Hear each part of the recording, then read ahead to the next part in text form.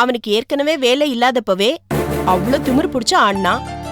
அவன் பொண்டாட்டி கேட்கவே வேணாம், அதுக்கும் மேல இப்ப பெரிய சம்பளத்துல வேற வேலை கிடைச்சிருச்சு. இனிமே அந்த வீட்ல அவங்க அடிக்க போற கொட்டத்தை கேட்கவா வேணும்? அவனையும் அவன் பொண்டாட்டியையும் கையில பிடிக்க முடியுமா? ஏமா, அவனுக்கு 70,000 ரூபாய் சம்பளத்துல வேலை கிடைச்சிருக்குன்னு சொன்னதும் அந்த வீட்ல யாரோ ஒருத்தவங்க அவங்க கொடுத்த ஸ்வீட் எல்லாம் வாங்கி நல்லா சாப்பிட்டு பாசமா ஒட்டிக்கிட்டாங்களாமே. யாருமா அது? எல்லா விஷயமும் உனக்கு தெரியுமா? அதுக்குள்ள உனக்கு தகவல் சொல்லிட்டாங்களா? எங்க அந்த மானஸ்தி ஷாமலா, அவ இன்னைக்கு வரலையா? ஒரு பிள்ளைக்காக நான் ஸ்வீட் சாப்பிட்டேன், அது வாஸ்தவம் தான். ஆனா யோசிச்சு பார்த்தா கடவுள் எனக்கு பெரிய துரோகம் பண்ணிட்டாரு. துவாரகேஷ்க்கு வேலை கொடுத்துட்டு ராஜவ் வேலையை புடுங்கிட்டாரு. இது எவ்வளவு பெரிய தப்பு. எங்களுக்கு அந்த வீட்ல ஆதரவா சப்போர்ட்டா அந்த ராஜவ் பையன் மட்டும்தான் இருக்கான். அவனுக்கு வேலை போயிடுச்சே. ஆனா அதுக்கு மாப்பிள்ளையே காரணமாயிட்டாரு. அதான் எனக்கு வருத்தமா இருக்கு. அத்தை, நான் ஏற்கனவே மாமா கிட்டேயும் சொல்லிட்டேன். ராஜு வேலை பார்க்குற கம்பெனில ஏகப்பட்ட குளறுபடி இருக்கு. டாக்குமெண்ட்ஸ் எதுவுமே சரியில்லை. அதனால அவருக்கு லோன் அப்ரூவல் பண்ண முடியாது. அவர் வேலை போனதுக்கு நான் எந்த விதத்துலையும் காரணம் கிடையாது. அதனால என் மேலே குறை சொல்லாதீங்க. ஒரு நிமிஷத்தை. ஹலோ. பிறந்தநாள் வாழ்த்துக்கள் சரவணன் சார். Thank you sir. என்ன வீட்டில் இருக்கீங்களா? ஆமாம் சார். அப்புறம் இப்போதான் ஹெட் ஆஃபீஸ்லேருந்து ஃபோன் வந்தது. அவங்க இமீடியட்டாக இப்போ இங்கே வராங்களா? நீங்கள் சில ஃபைல்ஸ்லாம் சைன் பண்ணணும். நீங்கள் இப்போ வர முடியுமா? சார், உங்ககிட்ட பர்மிஷன் வாங்கிட்டு தான் லீவ் போட்டேன். இல்லை சரவணன், அவங்க வரும்போது நீங்கள் இருந்தால் தான் நல்லாயிருக்கும். முக்கியமான ஃபைல்ஸ் நீங்கள் சைன் பண்ணிட்டு கூட கிளம்பிடுங்க. இல்லை சார், ஃபேமிலியோட வெளியில் போகலான்னு ஒரு ப்ரோக்ராம். அதான். புரியுது சரவணன், பட் சிச்சுவேஷன் நீங்கள் எப்படி இருக்கு? கொஞ்சம் வந்துட்டு போயிருங்களேன். சரி சார், நான் ஆஃபீஸ் வந்துடுறேன். Okay, thank you. என்னங்க, கோயிலுக்கு போலாங்க. ஆஃபீஸில் சின்ன வேலை வந்துருச்சு. சில ஃபைல்ஸ் எல்லாம் நான் சைன் பண்ணி ஹெட் ஆஃபீஸ்க்கு அனுப்பணுமா? அதனால் மேனேஜர் உடனே வர சொல்கிறாரு. என்னங்க, இன்னைக்கு உங்களுக்கு பிறந்த நாளுங்க. வேலைன்னு வந்துட்டா இதெல்லாம் பார்க்க முடியுமா? சரி, ஒன்று பண்ணு. நீ அத்தையை கூட்டிகிட்டு கோயிலுக்கு போயிட்டு வா. இல்லைனா ஈவினிங் எல்லாரும் கோயிலுக்கு போய்ட்டு வருவோம். அத்தை, நான் போயிட்டு வந்துடுறேன்.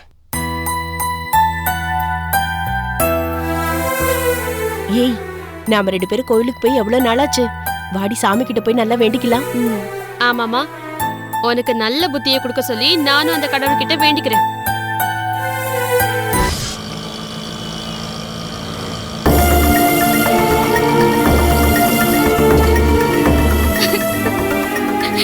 என்னால முடியல, நீ என்ன மன்னிச்சிருக்க. உண்மையில எந்த தப்புமே இல்ல, கே மேலதான் தப்பு. இல்ல நீ, நான் நல்லது பண்ணணும்னு தான் நினைச்சேன். ஆனா அவனை பார்த்ததும், அவன் கிட்ட வந்ததும் எனக்கு பழசெல்லாம் ஞாபகம் வந்துருச்சாண்டி. ஐம் சாரி பிரியா, நான் தான் கொஞ்சம் அவசரப்பட்டு இப்படி ஒரு முடிவு எடுத்துட்டேன். இங்க பாரு, எனக்கு நீ உன்னோட ஹெல்த் அதுதான் ரொம்ப முக்கியம். இந்த விஷயத்தை நம்ம இதோட டிராப் பண்ணிடலாம், ஓகேயா? நீ அதை பத்தி எதுவுமே நினைச்சு வருத்தப்படாத. இல்ல நீ, எனக்கு உங்களுக்கும் ஐஜி அங்கிளுக்கும் ஹெல்ப் பண்ண முடியலன்னு தான் ரொம்ப வருத்தமா இருக்கு. எனக்கு கொஞ்சம் டைம் கொடுங்க அண்ணி. அதெல்லாம் ஒரு பிரச்சனையுமே இல்ல, நீ அழாத, கொஞ்சம் ரிலாக்ஸ்டா இரு.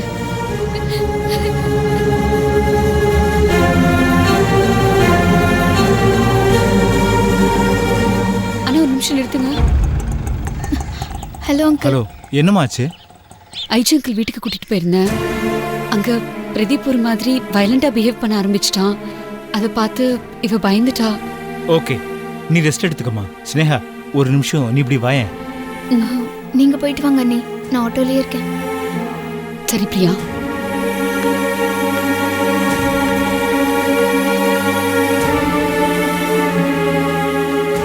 சொல்லுங்க அங்கிள்.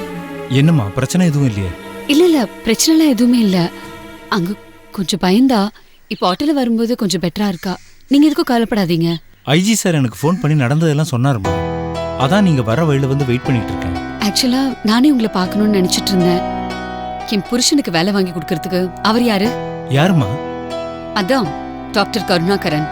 அவர் யாரு? உன் புருஷனுக்கு என்ன உறவுன்னு உனக்கு தெரியாது? உறவுகள் சேரணும்னு பாடுபட வேண்டிய நேரமா இது. தயவு செஞ்சு தடுக்காது.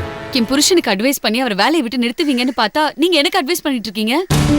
வீட்டுல பிரச்சனைக்கு மேல பிரச்சனை வளர்ந்துகிட்டே இருக்கு. நான் எப்படி இதெல்லாம் சமாளிப்பேன்? ஸ்னேகா, பிரியாவை நீ ஐஜி சார் வீட்டுக்கு கூட்டு போய் பிரியாவை வச்சு பிரதீப்பை குணப்படுத்துறதுக்கு நீ ட்ரை பண்ணிட்டு இருக்க. அதனால உனக்கு பிரச்சனை தான். ஆனா அந்த நினைப்புண்ண இந்த நல்ல காரியத்தை செய்ய விடாம தடுக்குதா? இல்லையே. அந்த ஐஜி அப்பா புள்ள உறவை எப்படியாவது புதுப்பிச்சிடணும்னு நீ துடிக்கிற. அதானமா காரணம்? ஆமா, ஆனா அது மாதிரிதாம்மா உனக்கும் உங்க அப்பாவுக்கும் நடுவுல பட்டு போன அந்த உறவை மறுபடியும் துளிர்க்க வைக்கணும்னு துவாரகேஷ் முயற்சி பண்றாரு. சாரிம்மா, நான் அவரை தடுக்க முடியாது. ஏன்னா நான் அவர் கட்சி. துவாரகேஷ் கருணாகரன் கூட சேர்ந்து மருந்து கம்பெனியில வேலை பார்க்கறதுக்கு என்னோட ஃபுல் சப்போர்ட்டும் கொடுப்பேன். என்ன மன்னிச்சிருமா. நீங்க எல்லாருமே சேர்ந்து என்ன வாழ விடாம பண்ணிட்டு இருக்கீங்க. இது உங்க எல்லாருக்கும் எப்ப புரிய போகுதுன்னு எனக்கு தெரியல.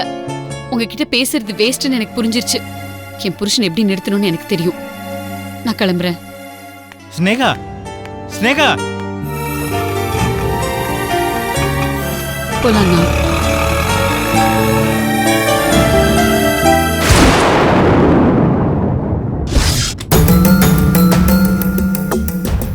என்னங்க என்ன? நீங்க வேலையில இருந்தப்போ அவன் வேலையில இல்லாம இருந்தான். இப்போ நீங்க வேலை இல்லாம இருக்கீங்க. அவன் வேலைக்கு போய் நம்ம மூஞ்சில கரிய பூசிட்டான். நான் என்னடி பண்ணிட்டோம்? இந்த அசிங்கத்தை நீங்க தவிர்த்திருக்கலாமே. இதுக்கு முழு பொறுப்பு காரணம் எல்லாமே நீங்க தான். நான் என்ன பண்ணேன்? உங்க மாமனாரை நீங்க மதிக்கல. அதுதான் பிரச்சனையே. அதுதான் உங்க தப்பு. ஏய், எனக்கு வேலை கிடைக்காததுக்கும் துவாரகேஷ் வேலைக்கு போறதுக்கும் மாமனாரை நான் மதிக்காததுக்கும் என்னடி சம்பந்தம் இருக்கு? நான் கரெக்டா தாங்க பேசிட்டு இருக்கேன். நீங்க தான் நாட்டுல என்ன நடக்குதுன்னு தெரியாம பேசிட்டு இருக்கீங்க. ஏய், தோ அத்தையே வந்துட்டாங்க. நல்லதா போச்சு. அத்தை, நான் அவங்கள வச்சே சொல்றேன். உங்க ரெண்டாவது பிள்ளைக்கு எப்படி வேலை கிடைச்சதுன்னு தெரியுமா? அவன் திறமையால திறமையும் கிடையாது, ஒரு மண்ணாங்கட்டியும் கிடையாது. நான் விசாரிச்சிட்டேன். அந்த கொலைகாரன் தான் நம்ம துவாரகேஷ்க்கு வேலை வாங்கி கொடுத்திருக்கான். என்னடி சொல்ற? உமா, ஆமா அத்தை, மருந்து கம்பெனில அந்த கருணாகரனை இன்சார்ஜா போட்டிருக்காங்களா. அவரு முதல்ல காலை பிடிச்சு தண்ணிக்குள்ள இழுக்கிற மாதிரி உடனே இவனையும் இழுத்துட்டாரு. அந்த கொலைக்காரப்பாவே வேணும்னே இந்த குடும்பத்தோட நிம்மதி சந்தோஷம் கெடணும்னு மெனக்கெட்டு இந்த காரியத்தை செஞ்சிருக்காமா. அவர் ஏமாத்திட்டு இந்த வீட்டு புள்ள நீ பெத்த புள்ளைக்கு அறிவெங்கம்மா போச்சு? வெக்கம், மானம், சூடு, சொர்ண, ரோஷம் ஏதாச்சும் இருக்கா அவனுக்கு? இந்த கருணாகரன் பேரை சொன்னால அப்பாவுக்கு ரத்தம் கொதிக்குது. அந்த கொலைகாரன் ஸ்னேகாவை கோவில் கூப்பிட்டுருக்கான், கோர்ட்டு கூப்பிட்டுருக்கான். துவாரகேஷ் அவன்கிட்ட கொலையறத நான் என் கண்ணாலேயே பார்த்தேன். அதனால வீட்டுல பிரச்சனை கொழுந்து விட்டு எரிஞ்சு அப்பாவுக்கு பிரஷர் ஏறி வீட்டை விட்டு வெளியே போன்னு சொல்ற அளவுக்கு பிரச்சனை டெவலப் ஆயிருக்குன்னு தெரிஞ்சும் அந்த ஆள் வேலை வாங்கி கொடுத்தான்னு இவன் அக்செப்ட் பண்ணிட்டு வந்தான் பாரு. என்ன நெஞ்சு எடுத்தா இருக்கணும். ஏங்க, அத்தை அந்த கொலைகாரனை திட்டுறாங்க, நீங்க துவாரகேஷ் திட்டுறீங்க. ஆனா இதுக்கெல்லாம் மூல காரணம்னு ஒருத்தி இருக்காளே, அந்த ஸ்னேகா, அவளை யார் திட்டுறது? அப்போ அந்த ஸ்னேகா சொல்லித்தான் அவ சிபார்சுலதான் துவாரகேஷ்க்கு இந்த வேலை கிடைச்சதுன்னு நீ சொல்றியாமா? அதுல என்ன அத்தை சந்தேகம்? குஷி மாதிரி கேள்வி கேட்டுக்கிட்டே இருக்கீங்களே அத்தை. அவ கூட இப்ப கொஞ்சம் தெளிவாதான் இருக்கா. அதுக்கு இல்ல உமா, அந்த ஸ்னேகா எதுவுமே தெரியாத அப்பாவி மாதிரி ஸ்வீட் எல்லாம் கொடுத்தாளே, அவனே இங்க வந்து தானே ஸ்னேகா கிட்ட வேலை கிடைச்சிருச்சுன்னு சொன்னா. அவளும் அப்பதானே அந்த விஷயம் தெரிஞ்ச மாதிரி ஆச்சரியப்பட்டா. அத்தை, அதெல்லாம் நடிப்பு அத்தை. இவ சிபாரிசு செஞ்சுதான் அந்த கொலைகார டாக்டர் இவ்ளோ பெரிய சம்பளத்துல வேலை வாங்கி கொடுத்திருக்காரு. இது தெரிஞ்சா வீட்டுல திட்டுவாங்க. நீ புதுசா சொல்ற மாதிரி என்கிட்ட சொல்லு, நான் புதுசா கேக்குற மாதிரி கேட்டுக்கிறேன்னு புருஷனும் பொண்டாட்டியும் ஒன்னா சேர்ந்து நடிச்சிருக்காங்க. நாமளும் அதை நம்பிட்டு இருக்கோம்ல. அட கொலைக்கார பாவிகளா. அதான் அத இவர் திட்டிட்டு இருந்த. எவ்வளவு பெரிய கம்பெனி, ஐடி கம்பெனி. எவ்வளவு பெரிய மாமனார் இவர் மாமனாரு. இவரை வெத்தலை பார்க்க வச்சு கூப்பிட்டாலும் இவர் போக மாட்டேங்கிறாரே. ஆனா இங்க ஒருத்த இந்த ஜென்மத்துல யாரு மூஞ்சில முழிக்க கூடாதுன்னு சொன்னாங்களோ அந்த மாமனார் சிபாரிசுல ஜம்முன்னு வேலைய வாங்கிட்டு சுத்திக்கிட்டு இருக்கான். கௌரவமா வாழ்ற மாமனாரையே இவர் மதிக்கல. ஆனா கொலைகார மாமனாருக்கு துவாரகேஷ் பெரிய மதிப்பு கொடுக்கறான். யாரு உருப்பிடுவாங்க, யாரு விளங்குவாங்கன்னு சொல்லுங்க. என் வயிறு பத்திக்கிட்டு எரியுதாத்த.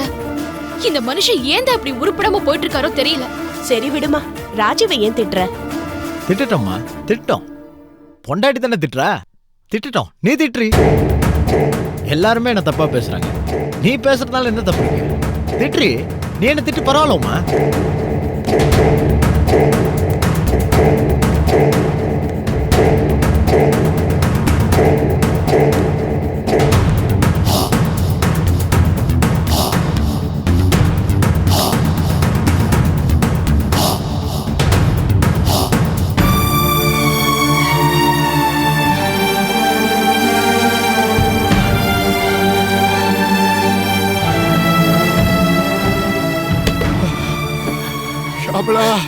ராஜீவா என்னங்க என்னங்க என்னாச்சுங்க என்னாச்சு? என்னங்க மாமா மோசம் போயிட்டேன்டா. நான் மோசம் போயிட்டேன். யாருக்கு என்ன பாவம் பண்ணணும் தெரியல. என்னை இப்படி மோசம் பண்ணிட்டாங்கடா. கஸ்தூரிமா அண்ணனை பாருமா. எனக்கு ஏமா இப்படி ஒரு நிலைமை, எனக்கு இப்படி ஒரு தண்டனை. என்னங்க ஏங்க என்னென்னமோ சொல்லிட்டு இருக்கீங்க? என்னங்க ஆச்சு? நான் தண்ணி கொண்டு வரேன். சீக்கிரம் கொண்டு வாமா. ராஜீவா நான் தோத்துட்டேன்டா. நான் தோத்துட்டேன். என்னால முடியல. எல்லாமே போச்சுடா. எல்லாமே போச்சு. அப்பா நான் என்ன பண்ணுவேடா? என்னப்பாச்சு? ஏன்பா இப்படிலாம் பேசுறீங்க? எனக்கு வேலை போனப்ப கூட என்னை கட்டி பிடிச்சி உனக்கு நான் இருக்கேன்னு சொன்னீங்களேப்பா. உனக்கு அது வேலை தாண்டா போச்சு. எனக்கு உயிரே போச்சு. என்ன நடந்துச்சுன்னு சொல்லுங்க. அப்பா என்ன ஆச்சு? மாமா தண்ணி குடிங்க மாமா.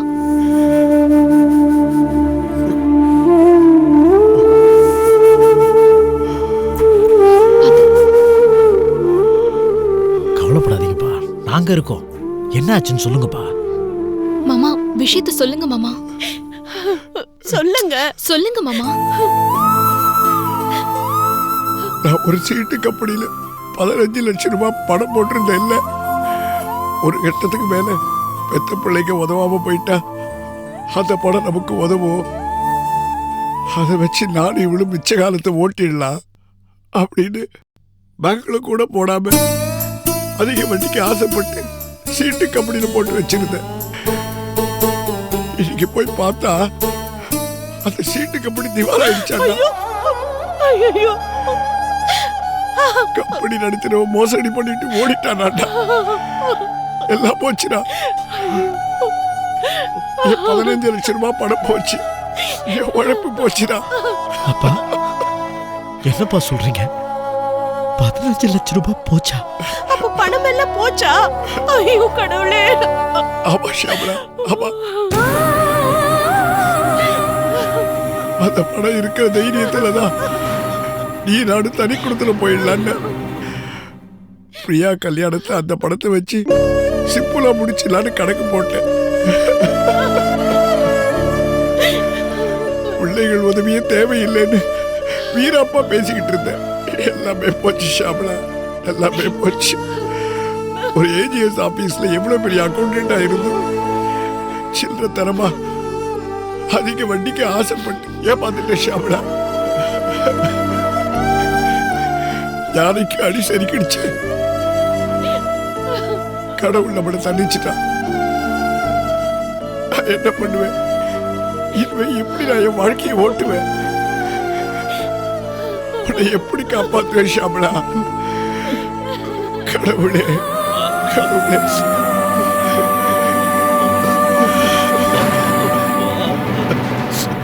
குடும்பமே சேர்ந்து ஒப்பாரி வைக்குதே. அடடடடா, என்ன கண்கொள்ளா காட்சி இது. அட, இந்த நேரத்துல துவாரகேஷ் விஷயத்தை கொளுத்தி போட்டோம்னா எவ்வளவு பிரமாதமா வெடிக்கும். ஏங்க அழாதீங்க. என்ன பாருங்க, என்ன பாருங்களேன். நீங்க இப்படி உடைஞ்சு போய் அழுத்து நான் பார்த்ததே இல்லைங்க. நமக்கு என்னங்க குறைச்சல? ஏங்க ஏன் பெத்த பிள்ளைங்களை நம்ம நம்ப கூடாது? நமக்கு 2 கண்ணு மாதிரி 2 பிள்ளைங்க. ராஜு வேலைக்கு போவா. துவாரகேஷ் ஏற்கனவே பெரிய சம்பளத்துல வேலைக்கு போயிட்டு இருக்கான். நம்ம பிள்ளைங்க நம்மள கைவிட மாட்டாங்க. ஏங்க நம்புங்க. என்னத்த சொல்றீங்க? என் புருஷனை பத்தி சொல்லுங்க, நான் ஒத்துக்கிறேன். ஆனா துவாரகேஷ்க்கு வேலை வாங்கி கொடுத்தது அந்த கொலைகாரன் கருணாகரன் தானே?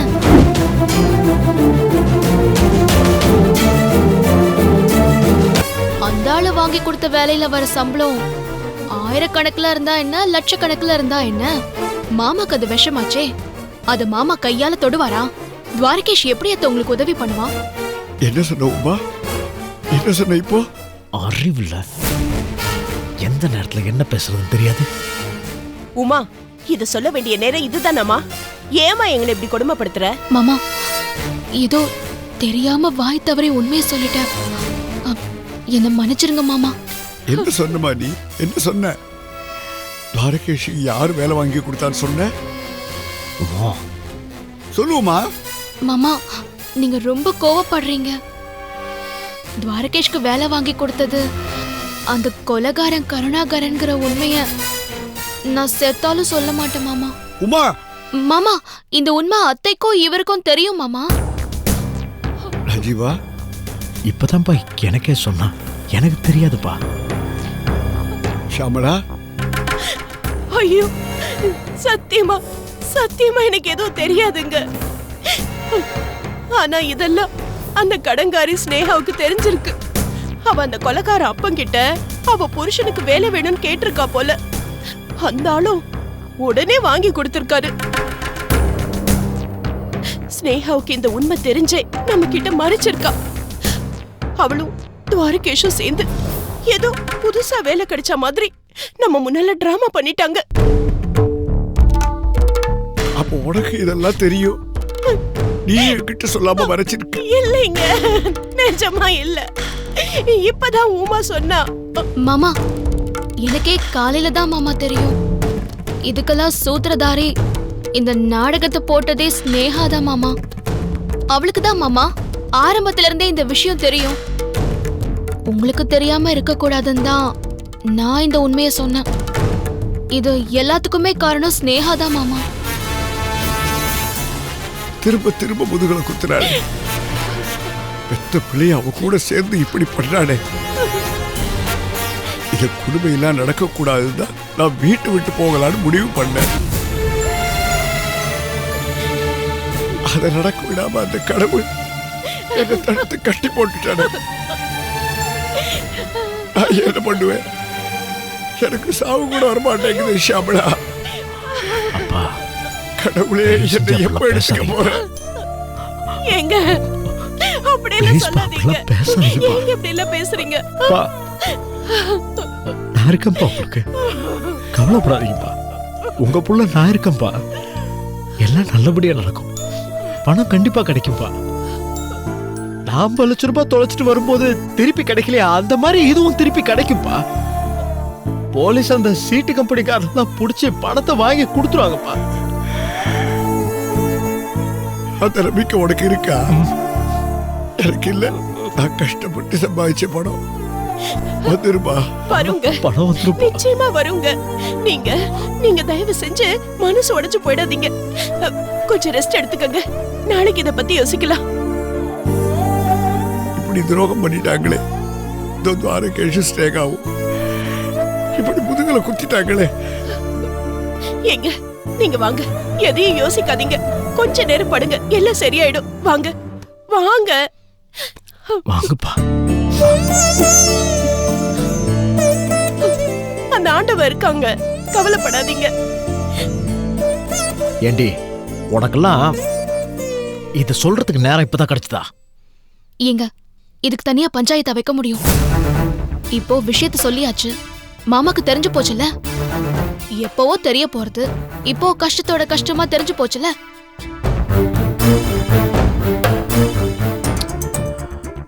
அதுவும் சரிதான். என்னங்க, இப்பவாவது உங்க மாமனாரை மதிக்க கத்துக்கோங்க. மாமனார் தயவு இருந்தா மன்னார் சாமி உதவி கூட தேவையில்லைன்னு ஒரு பழமொழியே இருக்கு. ஏய், அது மச்சான் தயவு இருந்தா. பழமொழியெல்லாம் மாத்தாத. காலத்துக்கு ஏத்த மாதிரி எல்லாமே மாறும்போது பழமொழி மாறினா என்னங்க?